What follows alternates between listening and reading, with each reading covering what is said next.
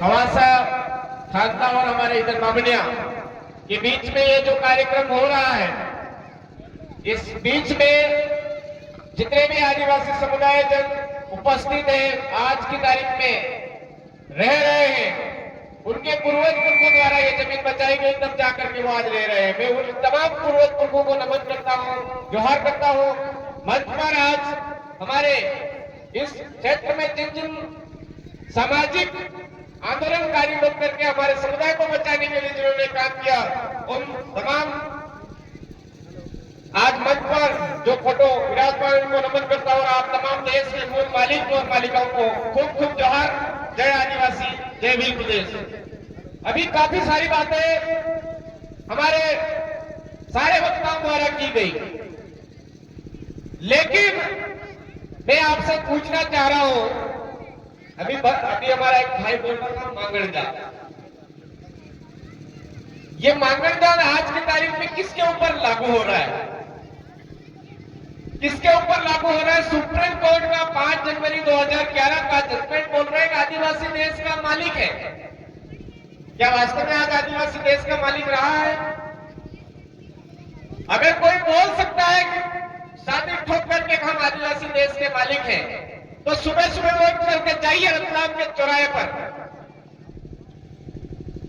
देश के मालिक है या मांगणजात बना दी गई? झाबुआ के चौराहे पर जाइए, देश के मालिक है या मांगणजात बना दी गई है? जहां पर राशन बंटता है सरकार के द्वारा, उस सरकार के उस कोटे पर जाकर के देखिए मांगणजात की तरह कौन खड़ा हुआ मिलता है। अरे मेरे भाइयों, मेरे साथियों, हम देश के मालिक हैं, ये सुप्रीम कोर्ट बोल रहा है और राष्ट्र में हमारा डीएनए बोल रहा है, हमारा खून बोल रहा है, लेकिन आज हमको मजबूर कर दिया है। ऐसा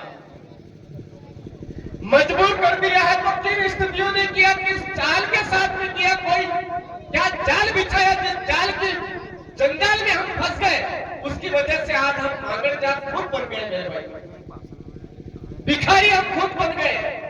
देश के मालिक है, लेकिन वास्तविक धरातल पर देखें तो सारा उल्टा हो रहा है। सही है गलत? क्यों हो रहा है? क्या चाल है? तो हम आदिवासी परिवार के माध्यम से जो खोजबीन हुई, उसमें निकल करके आया कि धर्म सबसे बड़ा खेल है। हमारे लोग स्वीकार करने को तैयार नहीं है। नहीं स्वीकार करो तो ऐसे ही कोटे पर मांगणजात खुद बनना ही पड़ेगा भाई।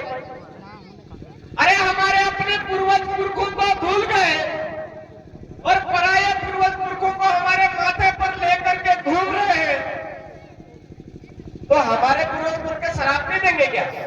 हमारे पूर्वज पुरखों का कोई ऐसी बात या उनका कोई किया हुआ कर्म हमारे को दोष नहीं देगा क्या?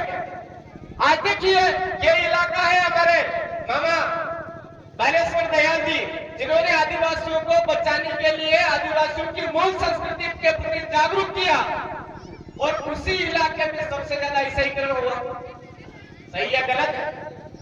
ठीक उसी तरह से मानगढ़ धाम पर गोविंदगढ़ महाराज का एक आंदोलन चला, भक्ति आंदोलन, भगत आंदोलन, और वहां पर देखो आज सज्जनगढ़ का इलाका है या आसपास का इलाका है, सबसे ज्यादा ईसाईकरण है या नहीं? है या नहीं है? अरे ये खेल है मेरे भाइयों कि जहां पर आदिवासी सबसे ज्यादा जागरूक है, उनको कहीं ना कहीं जाल में फंसाओ। हमारे प्रतापगढ़ के अंदर देख लो, प्रतापगढ़ में आरएसएस ने बहुत तबीयत से काम किया, तबीयत से काम करके उनको भी जाल में फंसाया। आज छोटी सादरी इलाके के अंदर देख लो तो वहां पर मुस्लिमकरण, आप बात भी बनोगे इस बात को लेकर के, लेकिन मुस्लिमकरण, हमारे चित्तौड़ आसपास का इलाका, हमारे उदयपुर का आसपास का इलाका, आसाराम बापू भगत, उसमें जाल में फंसाया। ये संत रामपाल जी के भगत, एक और कौन सा वो राधा स्वामी सत्संग का भगत। अरे हमारे अपने पूर्वज पुरखों को छोड़ करके पराये लोगों के माँ बाप को घर में ला करके बिठाएंगे, घर में ला करके पूजा पाठ करेंगे, तो फिर मांगणजात खुद बनेंगे, उसका दोष दूसरों को क्यों देंगे? सही है गलत? और हमारे अपने पूर्वज पुरखों का आशीर्वाद हम हमारे ही हाथ से हम खुद ही खत्म कर रहे हैं, तो फिर हमारा दर दर की ठोकरें खाना, उसका कोई दूसरा कोई आदमी दोषी नहीं है, हम खुद दोषी हैं, हम खुद दोषी हैं। तो आप अगर चाहते हो कि हमारे अपना समुदाय देश का मालिक था, मालिक बन करके फिर से जिए, तो हमारे यहाँ पर धार्मिक ढोंग दतुरों की जितनी भी ये तुमड़े आ रहे ना, तुमड़े, इन तुमड़ों को दूर करना पड़ेगा और हमारे पूर्वज पुरखों का जो मूल चीज है उसको पकड़ना पड़ेगा, सारा काम अपने आप ठिकाने आएगा। आज बात कर रही जमीन को लेकर के, आज जमीन यहाँ पर है तो ये दर्द किनका है? यहाँ के लिए कौन सा गांव है? बाट भोंगरिया, बाट भोंगरिया गांव के जिनकी जमीन जा रही वो देवगढ़ बाट भोंगरिया। कितने लोग हैं देखे यहाँ देवगढ़ बाट भोंगरिया के, देखे हाथ खड़े करो। हाँ भाई, अब आपके यहाँ क्या बोलते हैं वो नहीं, मुझे नहीं पता। घुंगरू था मारे है ना, समझे घुंगरू? हाँ हाँ, घुंगरू था मारे ने डॉक्टर आदमी हो या कुछ तुम्हारे तो वो होता है, होता लोग। मेरे कहने का मतलब है कि बीमारी जिसको है उसी को इलाज करवाना पड़ेगा, उसी को बोतल लगवानी पड़ेगी, इंजेक्शन लगवाना पड़ेगा, सारा सब कुछ करना पड़ेगा, तब जाकर के बीमारी होगी। डॉक्टर को ये कहेगा ये वाली दवाई लगानी पड़ेगी, ये वाली दवाई लगानी पड़ेगी, ये वाली दवाई लगानी पड़ेगी, तब जाकर के ठीक होगा। तो इस ये जो समस्या है, ये जो बीमारी है, ये बीमारी हमारे गांव के लोगों की, अगर इन लोगों को एक जादव पर आकर के हमारे पूर्वज पुरखों की बात याद रखनी पड़ेगी। न लोकसभा न विधानसभा, सबसे ऊंची ग्राम सभा हमारी काकर में आना है तो पूछ करके आओ। ये नियम हमको लागू करना पड़ेगा और मजबूती से डटना पड़ेगा। लड़ाई लाटू नहीं बोला, एक तरफ हम जमीन की लड़ाई लड़ने जा रहे हैं और दूसरी तरफ को जेल जाने की बारी आए तो नहीं हम नहीं जाएंगे, दूसरे जाओ। फिर कहते हैं हमारी पीढ़ियां बच जाए, कैसे बचेगी? लड़ाई में लड्डू नहीं मिलेंगे। हमारे बाप दादाओं ने मरना मंजूर किया लेकिन पराये लोगों का अन्न खाना मंजूर नहीं किया। हमारे लोगों ने मरना मंजूर किया लेकिन पराये लोगों की जो व्यवस्था थी उसको स्वीकार नहीं किया। हमारे लोगों ने मरना मंजूर किया लेकिन पराये लोगों की पूजा पद्धति को स्वीकार नहीं किया। आज हम लोग पराये लोगों की छोटी मोटी चीज के झांसे में आ जाते, उसका दुख भुगतते जा रहे, भुगतते जा रहे, भुगतते जा रहे। आज ये जो यहाँ पर समस्या आ रही है, ये राजस्थान में भी आ रही है। जमीन को हथियाने के लिए वो लोग क्या करते हैं, विकास का नाम लेते, विकास के नाम पर विनाश की नीति चलाई जा रही है। बाकी ऐसे ही जन्म में जमीन हड़पने का काम चल रहा है और ऐसे ही कहते हैं हमें पानी दिला देंगे, आप जमीन दे दो, आपको बढ़िया अस्पताल दिला देंगे, आप जमीन दे दो। अरे यार, आपका एक आवाज में ये आवाज होनी चाहिए। कोई बात नहीं, हम डैम बनाने के लिए तैयार है, पानी वो लेने के लिए भी तैयार है, लेकिन बीचों बीच इंदौर के अंदर जितनी भी बिल्डिंगें हैं उन बिल्डिंगों को खत्म करते हुए इधर डैम बनाओ और वहां पर पानी इकट्ठा करो, वो पानी हम पिए। होना चाहिए क्यों? तुम्हारा नेशनल कॉरिडोर निकालना है, बीचों बीच रतलाम के बीच भी होकर के निकालो, जो सिटी है उसके बीच में होकर निकालो, इंदौर की जो सिटी है उसके बीच में होकर निकालो, जयपुर की जो सिटी है उसके बीच में होकर निकालो। हम मना थोड़ी कर रहे, विकास का विरोध थोड़ी कर रहे। तुम्हारे को अस्पताल के लिए जमीन चाहिए तो आदिवासियों की जमीन, पानी के लिए जमीन चाहिए तो आदिवासियों की जमीन, तुम्हारा टट्टी पिसाब कचरा जो है वो फेंकने के लिए जमीन चाहिए तो वो आदिवासियों की जमीन। हर जगह आदिवासियों की जमीन के ऊपर टारगेट किया जा रहा है, क्योंकि जमीन नहीं रहेगी तो इनकी पीढ़ी नहीं रहेगी। ये उनके दिमाग में अच्छी तरह से ये बात हमको समझनी पड़ेगी। उन्होंने अच्छी तरह से टारगेट बिठा रखा है, जमीन नहीं रहेगी तभी इनका वंश नहीं रहेगा, तभी जाकर के इनकी पीढ़ियां नहीं रहेगी और ये देश के मालिक दावा नहीं कर पाएंगे, इसलिए वो जमीन को टारगेट कर रहे हैं। हम सबको समझने की जरूरत है। ये जो धार्मिक ढोंग धतूरे वाली बीमारी है, ये धार्मिक ढोंग धतूरे हमारे समुदाय के वंश को खत्म करने के लिए जाल फेंका जा रहा है। हमारे लोगों को उससे बाहर आना होगा।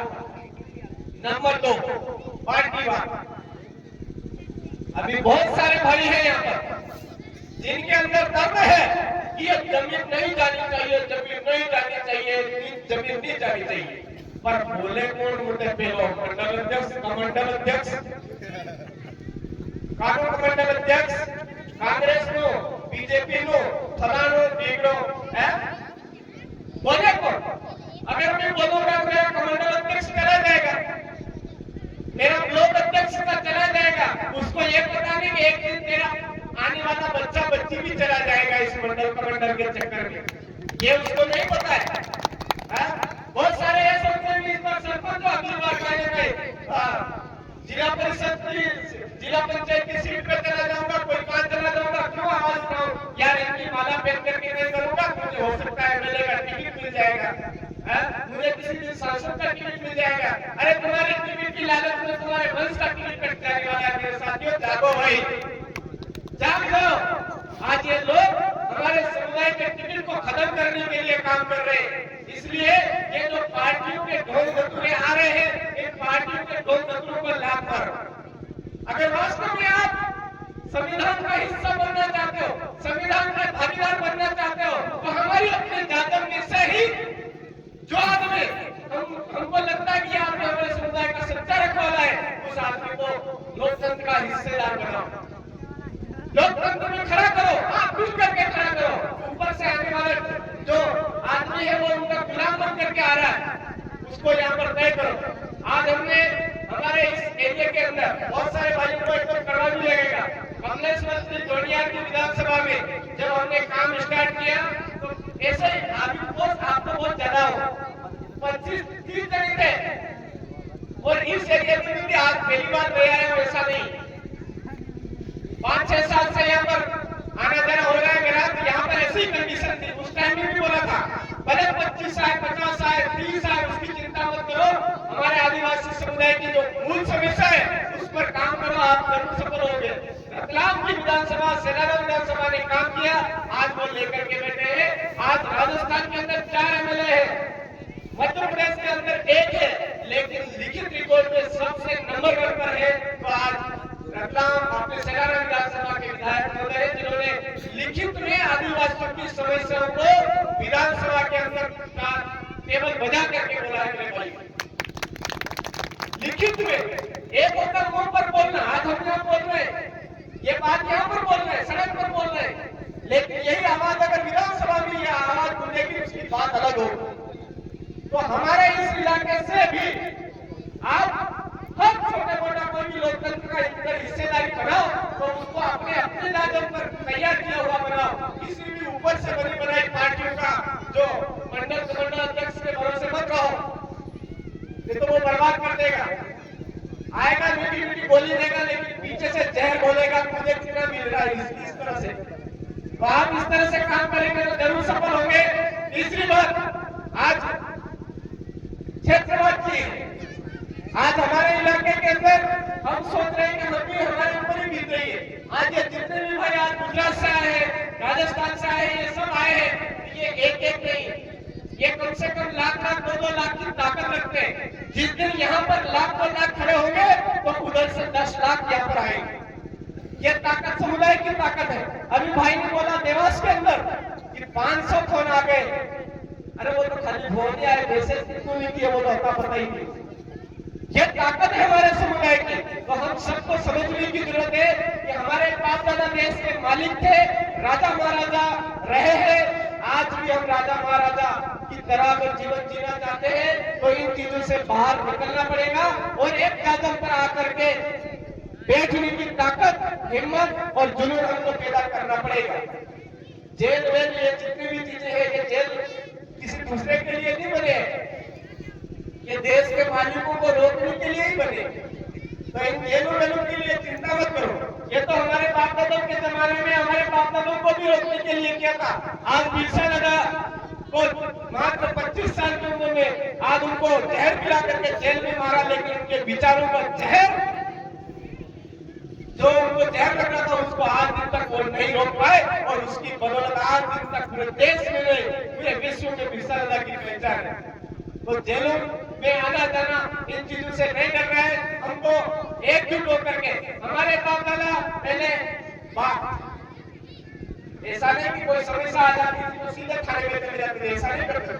जादव पे बैठ करके निर्णय करते थे, इसको कैसे समाधान करना है वो जादव पर ही निर्धारित करते थे, किसी दूसरे से नहीं करवाते थे वो। तो हमको ये इस तरह की जो समस्या है, इसके अलावा भी कोई समस्या है तो हमारी जादव जो व्यवस्था है, हमारे बाप दादाओं की जो व्यवस्था है, पुरखा व्यवस्था है, उसके ऊपर चल करके हमारी अपनी सुरक्षा करनी होगी मेरे साथ। आप तमाम साथियों ने मुझे आज सुना, मैं आप तमाम साथियों का आभारी हूँ कि आपने कम से कम मुझे यहाँ पर बोलने का मौका दिया। और सबसे पहले आज जो माता बहनी है उनको ये बात समझ में आ गई कि हमारा गर्दनी तो पता नहीं किधर नहीं करके इधर हो भी जाएगा, लेकिन हमारे बच्चों को जो आगे जिंदा रखने की जिम्मेदारी हमारे ऊपर है। ये वो अच्छी तरह से आज ये पूरा सहयोग कर रहे हैं।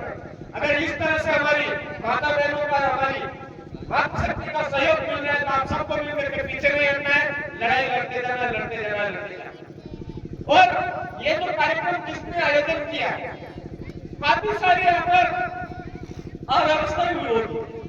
जैसे अभी वो अपना जनरेटर में चल रहा था तो और पानी को लेकर के भी समस्या आएगी, जादव को पिछाने को लेकर के भी समस्या आएगी, बहुत सारी बातें भी बढ़ेंगे। अरे गुड़गुड़ मरने से करके मरने से अच्छा, मांगड़ जात की तरह इधर उधर घूमने से अच्छा, इधर उधर पोकर की काम करने से अच्छा, तो ये तो साहस का काम किया है ना आपने, एक हिम्मत का काम किया है। इसलिए निराश नहीं हुए, आप जी जान लगा करके काम करते रहे, किसी की नहीं सुने। पहला पूरा बोल करके हमारी जो विचारधारा, हमारे बाप दादाओं की जो विचारधारा है, हमारे पूर्वज पुरखों की जो बलिदानी है, बलिदानी की बदौलत हमको जो हक अधिकार प्राप्त हुए वो हम करते जाए, जरूर सफल होंगे। आप तमाम साथियों को खूब खूब जोहार। जय आदिवासी, जय भीम प्रदेश। मैं एक नारा दूंगा, जय जोहार का नारा है, भारत देश हमारा है। अरे जय जोहार का नारा है, भारत देश हमारा है। अरे जय जोहार का नारा है, भारत देश हमारा है। बहुत सारे बात नहीं लिखेंगे शायद, स्वयं सहायता समूह में लोन नहीं मिलेगा, जय बोल देंगे है। अरे बिना रजिस्ट्रेशन के, बिना लाइसेंस के वो हमारे को कर्जा दे रहे हैं तो उनके मन में कोई लालच तो होती कि नहीं होती, ये नहीं होती है, होगी कि नहीं होती। अभी दुकान पे जाएंगे, जबरदस्ती नोटों के दर है, जबरदस्ती पूछेगा, उसके मन में भी कोई ना कोई लालच तो होगी। वो डायरेक्ट सामान उधार ले रहा, उसको पता है अभी इनके पैसे इकट्ठे हो जाएंगे तो ये मर्जी पड़े इतनी ले लो तो कोई दिक्कत नहीं है, हो गए। ऑब्जेक्शन तो करने वाले हैं नहीं। सामान बना 200 रुपए का और बोल लेंगे 300 रुपए, और हम उस टाइम में जेब भारी लेता है तो खटाक से 300 भी दे के आ जाते हैं, पर वो 300 ज्यादा गए तो कहां से गए, हमारे समाज कैसे गए, है ना। तो हमारी ये जो अपनी आदतें हैं, हमारी अपनी जो व्यवस्था है, उनको सुधारने की जरूरत है। नंबर हीन है इस इलाके के अंदर ही नहीं, हमारे पूरे भीम प्रदेश की जो बात करें उसके अंदर अंग्रेजी शराब की दुकानें सबसे ज्यादा, दारू पीने वाले को ऐसा लगता है यार ये सबसे ज्यादा बड़ा फटा मेरे माथे में पटक के जाना। दारू अंग्रेजी शराब की जैसे ही बात करते हैं तो उसको धक से यहाँ लगती है यार अंग्रेजी शराब बंद करने की बात नहीं करनी चाहिए थी। लेकिन मेरे भाइयों ये सारा जाल है उनका, उन जालों के जरिए हमारे को जकड़ना चाहते हैं, फंसाना चाहते हैं और फंसा करके उनकी हंडली में बना फ्राई करना चाहते हैं। इसलिए जागिए और जगाइए मेरे समाज को, हमारे समुदाय के आखिरी की आखिरी पीढ़ी है ये। इसलिए आप तमाम साथी खूब जुनून जोश के साथ में हमारे ये जो बिरसा दादा की जो विचारधारा है इसको आगे तक पहुंचाए, जो हमारी जमीन के लिए लड़े, हमारे आत्म स्वाभिमान के लिए लड़े, ये बात जन जन तक पहुंचाए, ऐसी मैं आपसे ऐसा करता हूँ। जय जोहार, जय आदिवासी, जय भीम प्रदेश, जय संविधान, जय भारत, आप सबकी जय।